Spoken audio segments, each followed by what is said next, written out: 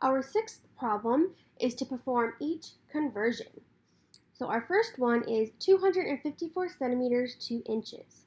Now we always start with what we are given, which is the 254 centimeters times, now there is 2.54 centimeters in every inch, so we're going to put our inch on the top and our centimeters on the bottom.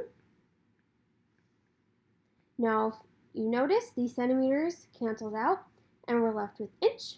So our final answer is 100 inches. Next, we need to convert 122 kilograms to pounds. So we always start with what we are given, which is 122 kilograms times. Now we know that there are 2.205 pounds in every kilogram, so we're going to use that.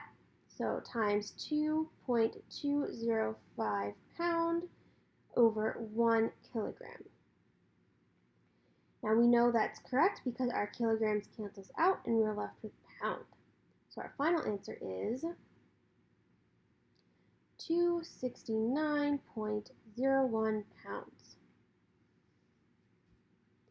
Next, we need to convert 3.55 kilograms to grams.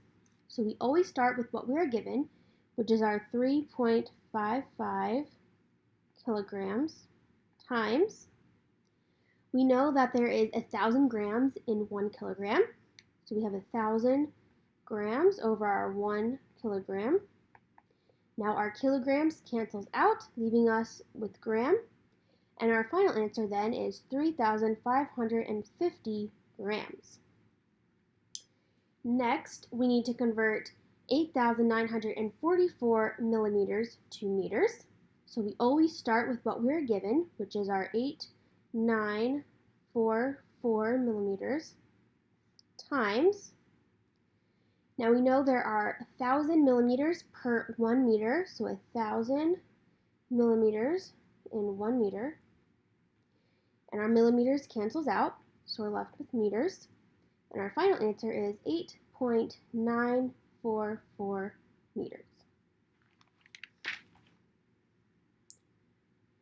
Now our next problem is 1.0 feet squared to meters squared. So this is different because it's a unit raised to a power. All this means is that all the conversion factors must also be squared. So let's start with what we are given. So 1.0 feet squared times. Now there is 1.609 kilometers in 5280 feet. So we're going to do that conversion factor. So 1.609 kilometers squared over 5280 feet squared times, so now our feet have canceled out. So now we are left with kilometers, so we have to go from kilometers to meters. So there is 1,000 meters in every 1 kilometer. So we're going to times that by 1,000 meters over our 1 kilometer. Make sure we square them.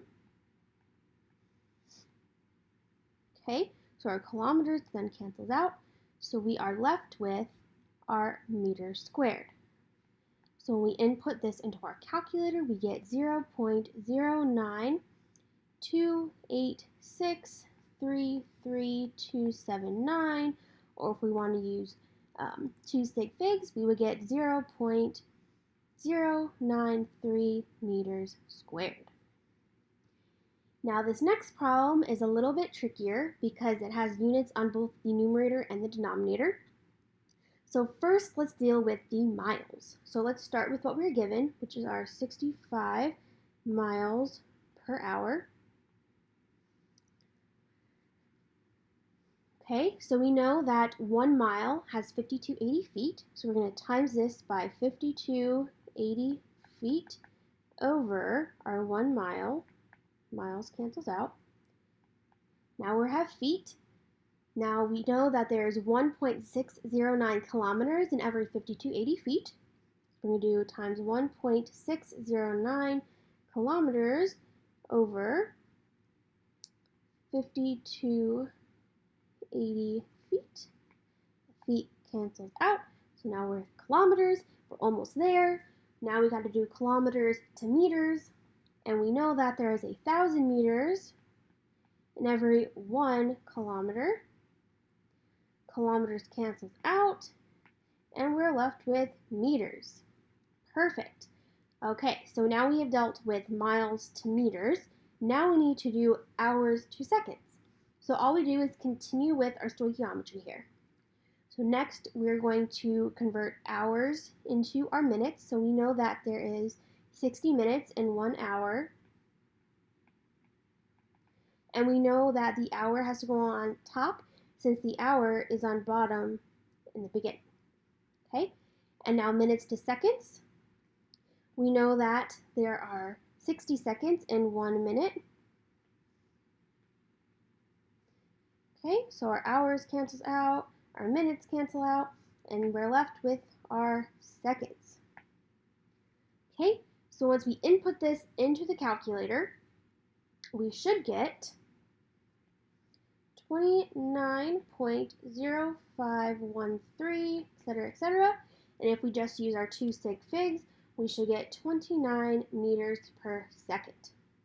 Now another good tip on how to input this into our calculator is to only do the multiplication first, so the top part of the problem, individually. So we're going to do, so for this last problem, 65 times 5280 times 1.609 times 1,000 times 1, enter, divided by 5280, enter, divided by 60, enter, divided by 60, enter.